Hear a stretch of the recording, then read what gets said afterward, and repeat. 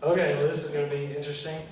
All right, so what we've been studying is Job. Now, if you know anything about Job, you probably got one question, and it's why. Why are we reading this, maybe, but also, why is everything happening? As we talk about in the Bible, Sunday school as we call it, there's a lot of interesting things about the book of Job, and quite frankly, I'm not going to be able to answer every single question, but what I'm going to do is try to give you an understanding of Job. An understanding of Job as a person, an understanding of Job as the book. Now, before you open your Bibles up, I don't want anybody to open their Bibles up. And quite frankly, I want you to forget everything that you know about the book of Job. Not like I'm going to change everything in your mind. I just want you to, we've read the story, we know the story, and you still got questions. So I want you guys to just forget about everything that happens in the book of Job. And we're going to go through it together. And the reason for this is because there's often times and things that come in that we're not quite sure why it's there, why it's happening, and we get ahead of ourselves.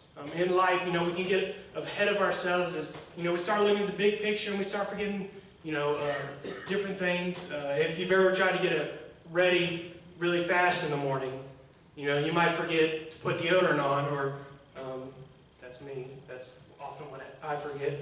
I put my shirt on, forget to put deodorant on, and then everyone suffers for the rest of the day. But you might forget to comb your hair. You might forget to, put the matching socks on, or things like that. You get so ahead of yourself that you kind of forget certain things, or you forget about certain things, and things go differently. So I don't want you guys to open the book of Job here. After the service, I really encourage you, go read the book of Job. It's interesting. And we're going to be talking about it for the next few weeks. We're going to be talking about a lot of people in the book of Job and Job himself. But today we're looking at kind of the understanding of the book of Job, understanding the character of Job, and kind of the society that's in it. Now, most of you weren't here for Sunday school, but we talked about, we don't really know who wrote the book of Job. We don't really know when it was written. We don't really know who it was written to. And quite frankly, we really only know why it was written. Not really to combat heresy, not really to do anything like that, but we'll see exactly what the book of Job is trying to tell us. But it's interesting, there's often times in the New Testament we run into books like 2 Peter, or books like Hebrews, that when they were making the Bible, when they were collecting the books, they were saying, these are God's teaching. These are the people in the books that God directed His teachings through. There were often books that were kind of questionable, like maybe this should go in there. There's books like The Shepherd of Hermon, which I'm sure you've never heard of, but it was considered maybe this should go in the Bible.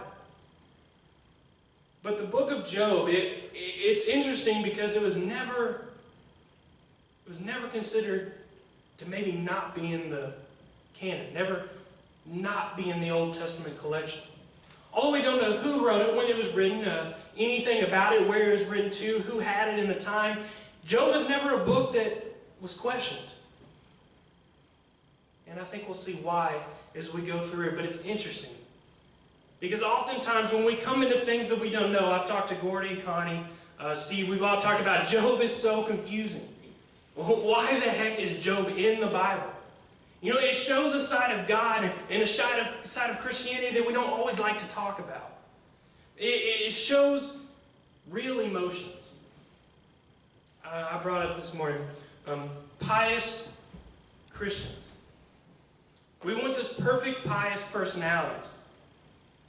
We want this idea that, anytime something bad happens, we go to our knees and pray. God's never, nothing ever bad happens to Christians. And we have this mindset that if we just believe hard enough and if we just pray long enough, then everything will be okay.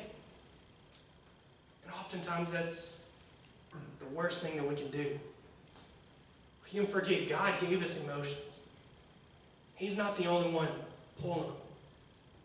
God is the only one pulling those emotions, that anger, frustration, bitterness, sadness. He's not always on the end of every string, like a puppeteer. And we come to a society where God was the only person they knew. There wasn't the devil, there wasn't hell, there wasn't Satan. The only person in the sky was God. And if you appeased God, then you got stuff. And if you didn't, well, God hated you. And that's pretty much it. And it's easy to look back and say, you know, they totally misunderstood God.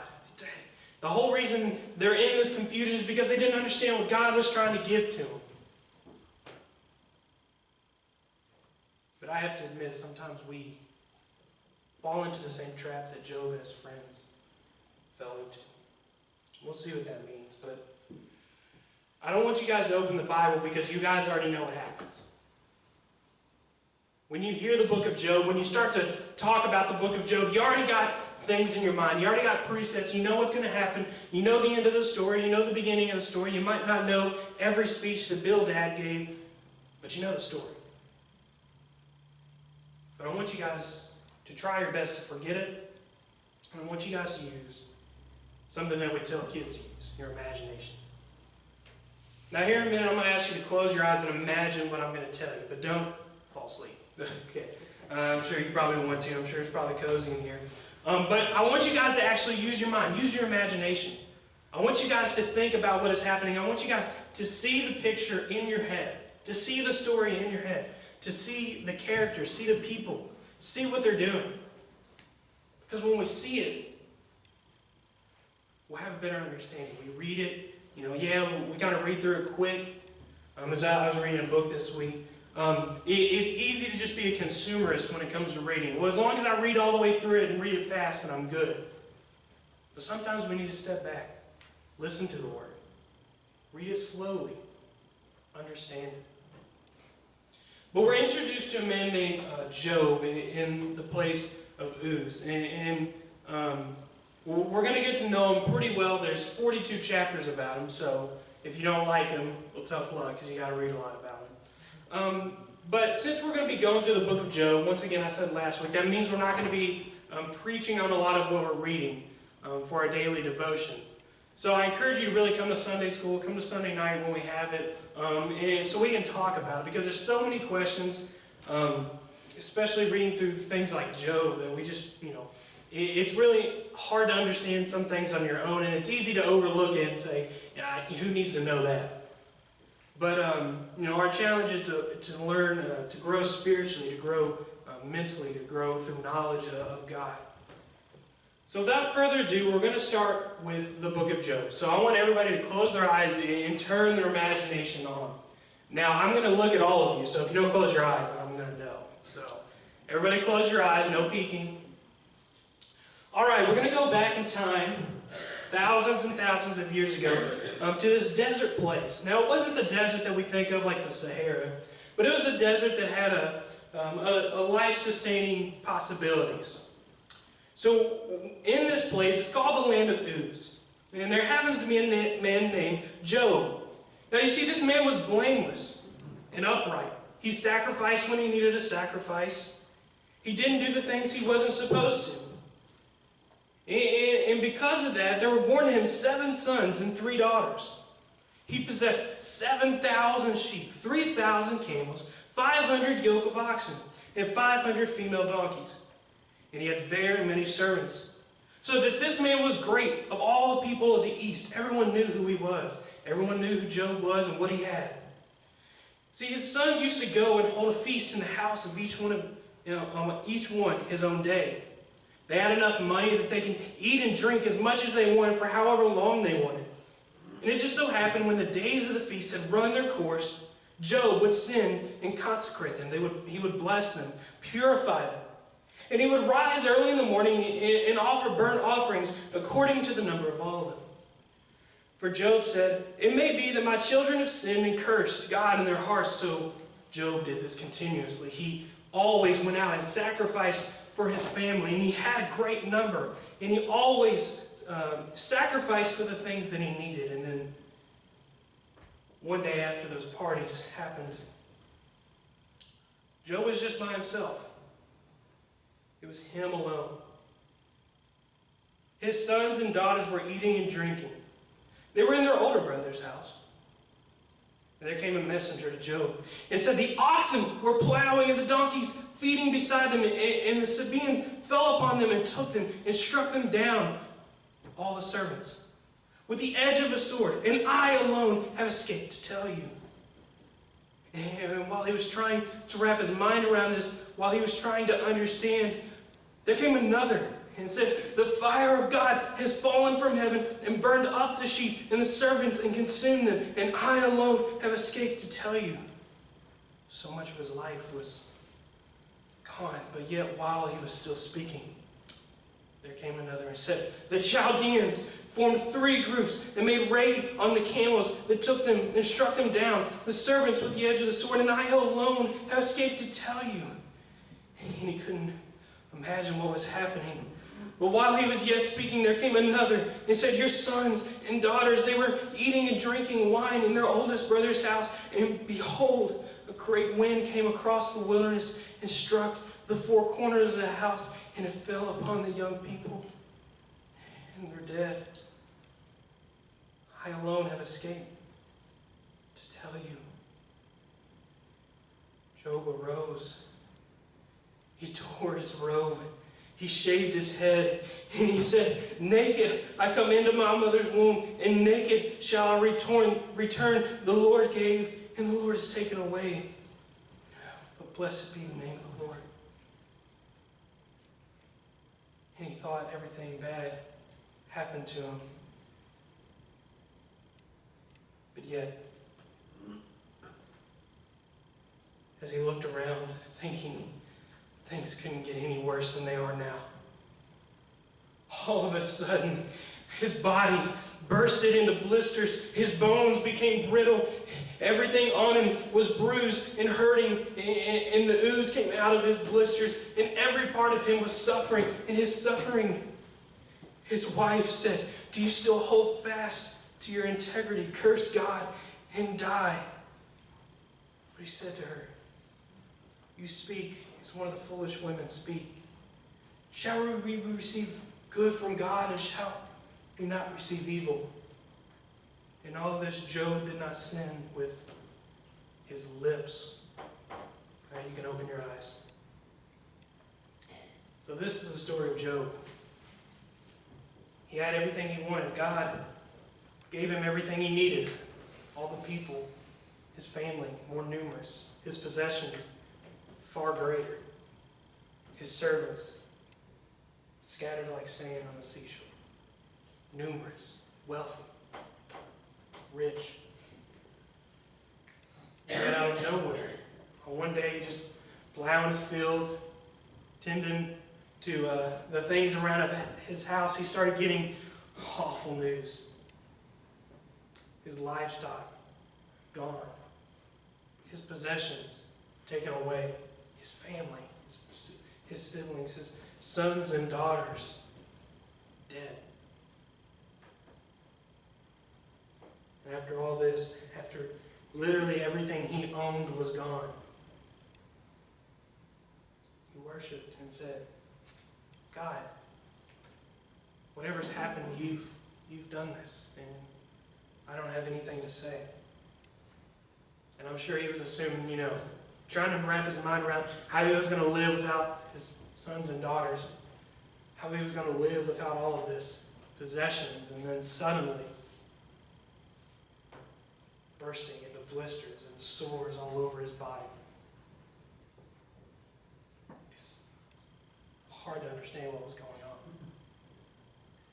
You see, Job, in the matter of less than a day, had went from the richest in the east to the worst of the worst, worse than any servant, worse than any slave, worse than any poor person. He was afflicted. He had nothing. So that must mean one thing then. That God didn't like him anymore. See, he had all those things because he was righteous and blameless, and he sacrificed at the right times, and he did all the things that he was supposed to do, but yet everything was gone now. I'm sure in his mind he wondered, did I forget to sacrifice, last night, or Did I burn the wrong animal at the sacrificial area? Because there had to have gone something wrong. He must have missed a day. He must have skipped something. He must have done the wrong thing. Because God hated him now. And we'll see some friends who tell him that exact thing. And we'll see some friends who don't really understand what's going on. But you see, this is the story of Job. This is it. That's it. That's the story. There's nothing else. The story of Job is that. Out of nowhere, pain, suffering, and affliction came without answer, without understanding, without worthy. It happened. There was no precursor. There was no sin at the wrong time, not followed up by the right thing, but Job did everything he thought he had to do. You know, he had a table of everything that he was supposed to do, a notepad filled out with this is how you're supposed to sacrifice, this is how you're supposed to live your life. But now he's lost everything. It goes on to say that every time he moves, his wounds split open. The pus comes out of his wounds. It's disgusting. You wouldn't want to see this person. And this person would have been in quarantine. This person, it says all the time, the dirt gets in his open sores and he has to scrape them out with knives. It wasn't just some bruise or something on his arm. It was serious. And it hurt. And it was painful. There was no relief. There was nothing about it. Nothing was changing. Nothing was happening. And you didn't know why. It's because there wasn't a why. We'll go on and see exactly what Job learns later, but I'm sure you guys know the other side of the story. I'm sure you guys know the upper story. You see, the upper story gives us a part of the book of Job that he didn't have. We understand a little bit more than Job because we're not in it. It happened thousands and thousands of years ago. And the writer, he lets us know exactly what's happening. You see, Job in his pain and suffering and affliction, there was something else going on. You see, whereas the lower story, Job's pain, suffering, came out of nowhere. In the upper story, we see where it all came from. I'm not going to read it verse for verse, but essentially what happens is God is sitting on his throne. God is on high. And the angels, the sons of God, gather around him. Kind of like when a leader is about to make a speech, when a king is about to address his crowd. He stands in front, and everybody, in one of the translations I said, stood waiting for their commands. Stood in submission. If you can picture a well-trained army all lined up, all listening to the leader, all listening to the commander, this is what was going on. And then, as he was getting ready to talk, a man, a person, an angel, a son of God, came that we call the Satan or the Satan. Now, it's often mistaken as the devil. That's not really what they're trying to say. See, the Satan or the Satan in the Hebrew translate is the one who is opposed. Now, we would say the devil is opposed to everything that God is doing. I mean, that's kind of the whole point of him being the devil. But it doesn't necessarily mean that this is the devil. It means someone who is opposed to God. Now, we all know that Satan is not the only fallen angel. He's not the only one that is opposed to God. When he fell, there were more angels with him. We call them demons. We call them people who walk the earth. And what does it say when God said, where did you come from? He says, I've came to and fro from walking the earth. I've been in the people's lives. I've been walking around. I've seen people. I've been doing things. And God says something crazy. He says, well, have you seen my faithful follower, Job? Now, I would appreciate the confidence that God would have in me, but I don't think I would want my name coming up in that conversation with two, let's say, beings out of my understanding. But God, like a parent who has a wallet full of pictures of their children, says, well, look at Job. That's my son. He follows me. He's mine.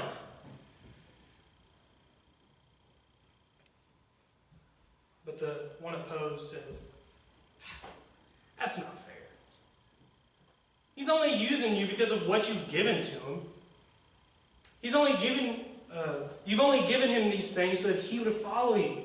The only reason he follows you is because he has thousands of camels, sheep. He has descendants. He's rich. That's the only reason he follows you. He's just like a cosmic wish creator.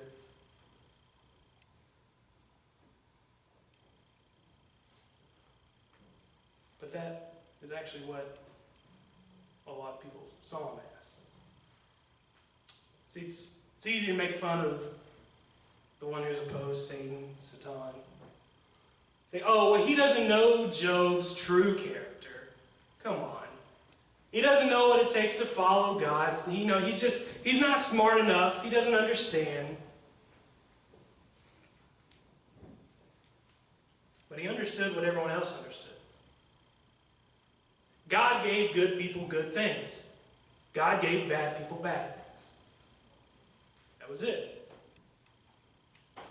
So the only reason he's following you is because you've given him a ton of stuff. But he says, if you took all those things away, if he didn't have those thousands of animals, he didn't have all the possessions he has, he wouldn't follow you. It doesn't matter. He's just wondering what he can get out of me.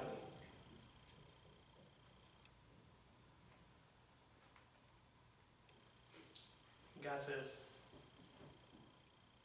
well, what do you think? Should he keep going? Is he right? But God knows something. See, God wants to teach the Satan, some of the opposed one. He wants to show him exactly what it takes to be a follower and why all of these things are happening to him. But you see, Job, he still didn't quite understand. In Job and Satan actually has a lot in common here. You see, they both thought if they had good things, then it was God giving it. If they had good things, I mean, they were doing the right things. If they had possessions, then they were good. But if they didn't have possessions, then God didn't like them anymore.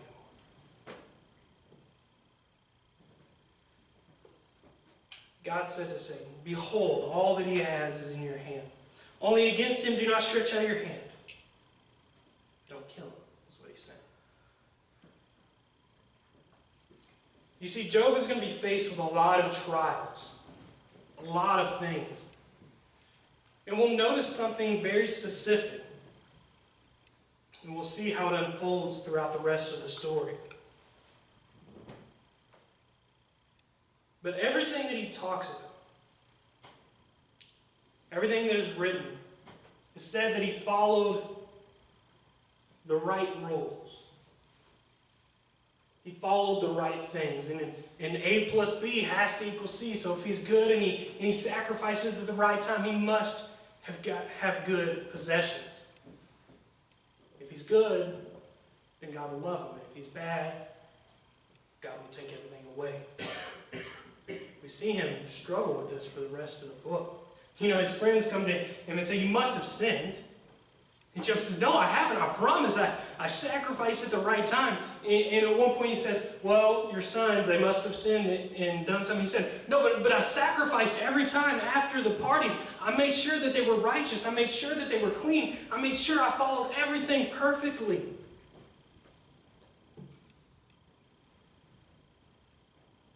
But yet it doesn't change the fact that out of nowhere, his family's gone. And his body is afflicted.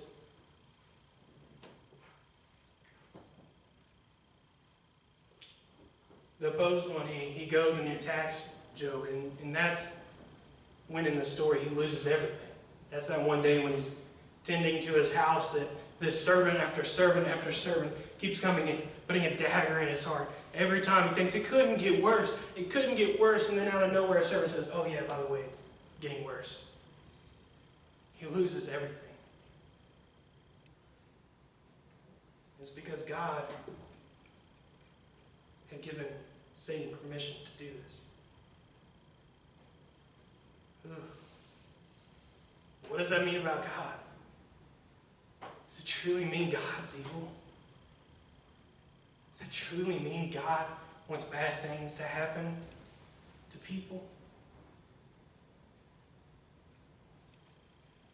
Well, you all have your answer by the end of the sermon, or by the end of the series, but I want you to think about it. I know you guys are. I know you guys have thought about it. Every time I talk about the book of Job, it's why? Why is it happening? Why Job? Why out of all the people? It says he sacrificed at the right times. It said he did all the things that he was supposed to do. He followed all the rules and the laws. Yet God allowed enough room for the person to do this. But not just this. We pick up later and we see the same story. God sitting up there and he says to him this time, where have you come from? And this time it's kind of sarcastic, I'm sure. The opposed one's kind of aggravating. Because to God, he's nothing. But this opposed one, all his mission is to show that God is wrong. And to show that God's faithful people will go away, they'll fall away if they don't understand everything. And Satan says, well, that's not fair. All of his possessions, that's not enough. But skin for skin, he says. And he goes. And that's when immediately he bursts into blisters and sores and brittle bones. Out of nowhere. And for no reason. See, he's confused. His wife is saying, how can you hold your integrity? But we see an insight into his mind here. We see an answer. He says something strange. He says, shall we receive good from God, and shall we not receive evil? Interesting. If we receive good from God, and if there's no one else there, then that means we must receive evil from God. But God doesn't operate in evil. You know, when we try to define God, we define him as things as such as good and great. And it's not that it's a characteristic. He is the fulfillment of what ultimate good is. He's not a definition of him. It is him. God is good. And if God is all good, in the definition of good, he cannot be evil. But we see this mindset that Job has, and I want to point this out so that you know what Job is thinking. There's no, oh man, there must have been Satan. The opposing one must have came around and got me again. It was God who's delivered me into evil. And then he ends with this specific thing. He says, in all this, Job did not sin with his lips. Now, it's specific. Lips. Didn't sin with his lips. So what's that mean? All this, Job did not sin with his lips. That means that God didn't see it as sin with what Job was saying.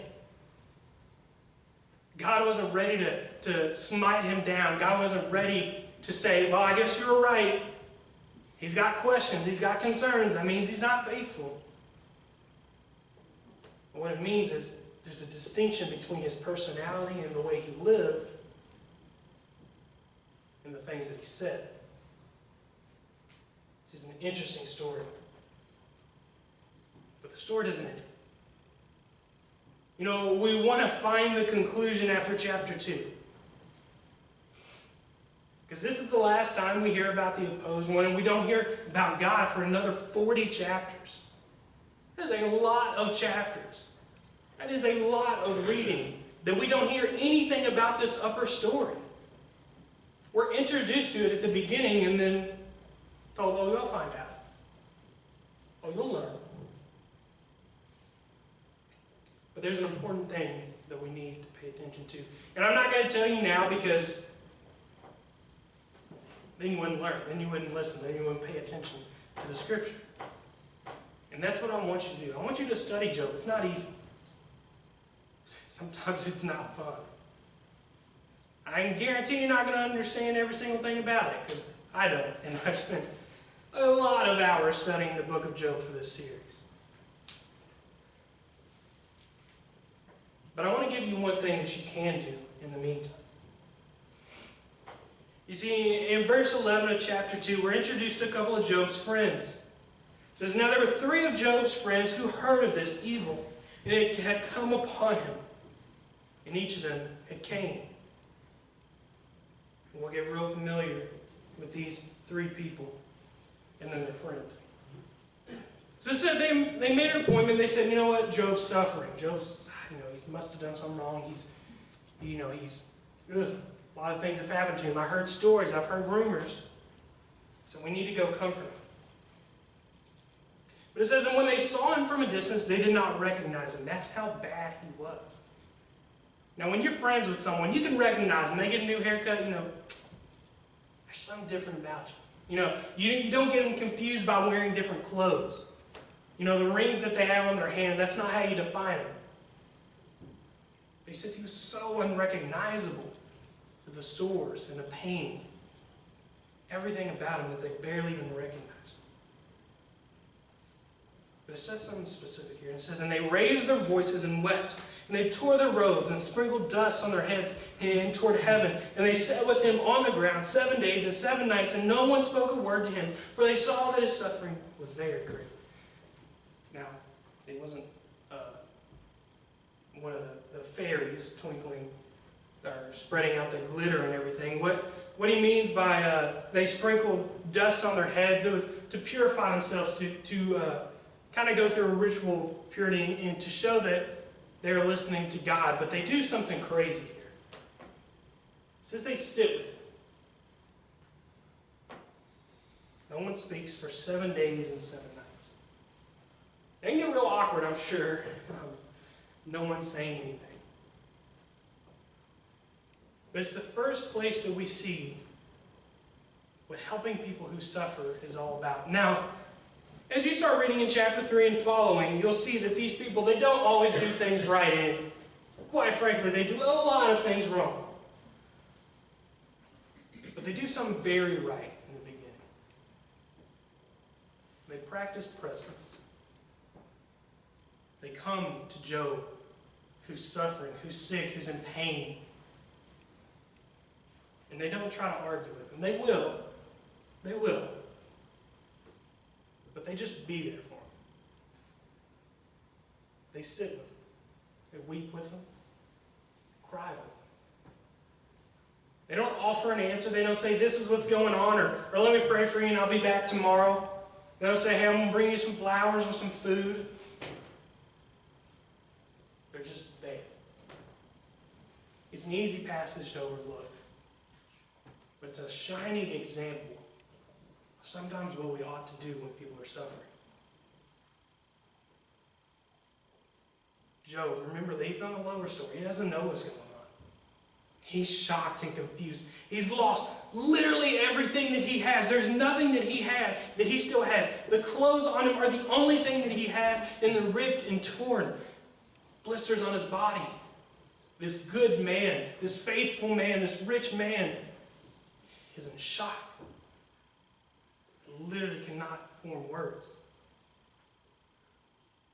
If you've ever been hit with pain or suffering out of nowhere, you go to the doctor and they tell you a diagnosis that you weren't ready for. You're just shocked. Sometimes you just sit there and you can't say anything. When you get that telephone call that something bad happened, the line goes quiet. when you hear about your friends or your family, things that happen to them, you go silent. Sometimes you don't need to feel it. You know, as Americans, we're always ready for the other person to stop talking so that we can fill the space. We want them to stop talking so we can finally tell them what's wrong or what's happening or the treatment plans or the things that you can do, this and that. But sometimes, as you guys know, you just need someone there. You don't need someone with the answers. You don't need a doctor by your side, someone who can Google the symptoms. You just need friends and family who are going to give up their day and give up their time to just be, to just do with you, to just sit on the couch, keep you company. Who's going to weep with you when you're upset, cry with you when you don't know what you're going to do. One of the most important things we can do as Christians is to give up our time to practice presence. Practicing presence is all about being in the moment. We practice presence when we go to the hospital bed for someone who we thought was going to be okay and out of nowhere struck with pain and suffering and symptoms we didn't know was going to happen, and they can't say anything, and we can't either. Or with our friends who are home, sick, who can't get out, we practice presence when we just go over. Spend the afternoon with them. Spend the night with them. Be there for them. Help them. We don't have to have all the answers. You see, as much as Job was shocked, his friends were shocked as well. They didn't know what was going on. They were confused out of their mind. They had no understanding of any of it. And they knew. They said when they got there, they saw all of his things were gone. All of it was away. He had no one who was there with him. He couldn't even be picked out of a crowd. And they said, I don't know what we're going to do. Let's just go and be there. And if he asks us anything, then we can answer. But if he doesn't, maybe he just needs to know that we're there and that we care. And then out of everything, we spend our time not focusing on all the answers, not focusing on why things happen or what exactly happened, but focusing only on Job and on presence. There's a lot of questions that you have, I'm sure. And quite frankly, this isn't a very good understanding of the book of Job as a whole. But that's the point. See, we want to read a couple chapters, maybe read 20 chapters, but we oftentimes misunderstand what the things are all about. But I want to encourage you guys to study the book. And we're going to look at the people specifically and see what they bring up and see if they're relevant and see if they make sense. And we're going to look through the rest of the Bible. But this week, I want you guys to think about what presence looks like in your life. For me, it looks different. I'm in school. I'm in college. For you, it might look different. You have a job 9 to 5. It might look different from the person sitting beside you who's retired. It might look different for the person who needs the presence, who needs someone to just come and sit with them. They don't need their friends and family to tell them all about, this is what you can do, that's what you can do. Maybe they just need you there. Maybe you just need someone. But I want you guys to learn that lesson, because it's important. As we go out from here and we go out through the series, we're going to be working on outreach. We're going to be working on going to people, telling them about God, telling them about the gospel, and it's important. That we don't always have to have under the answers.